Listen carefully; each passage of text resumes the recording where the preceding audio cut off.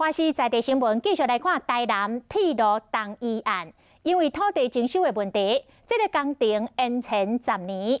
需要拆迁的340户当中，有49户无愿意封拆，一直咧抗争。就伫今仔日强制来拆除，100个警察到场来警戒。爱封拆掉的第一户姓张的乡亲讲，伊自头到尾拢无签同意书，嘛无摕拆除的补偿费。也未完成协议，就要强制拆除，甚至阁提早来断水断电。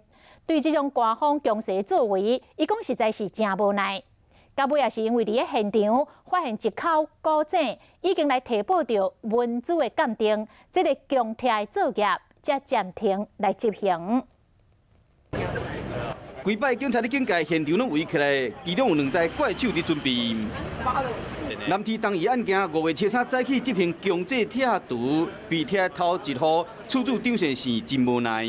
公务单位他们没有先寄通知书来，他们是断水断电之后，然后再补寄。我没有签同意书，没有领钱啊，补偿金那个拆迁补偿金也都没有领。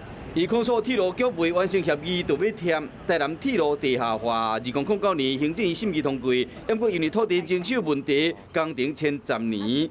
将被拆除的340户内面有49户拒绝拆迁，铁路局公告分最后的期限，或者住户5月7日进行家己拆迁完成。只是5月7日的强制拆迁作业依然无法度如期完成，因为现场发现一口古井。为了避免这些社会的疑虑就是民众疑虑还没有澄清之前，还有这个衍生社会的成本，那我们今天暂缓执行我们的今天的任务。古井已经提报古籍文书鉴定，还阁等文化局审核结果，还阁有要你进行行政诉讼。虽然拒绝拆迁的居民控诉市政府无情，不过市长黄伟提讲，南铁已经变成是依照市价征收，还要这个盖这个每坪10万元的高级的照顾宅。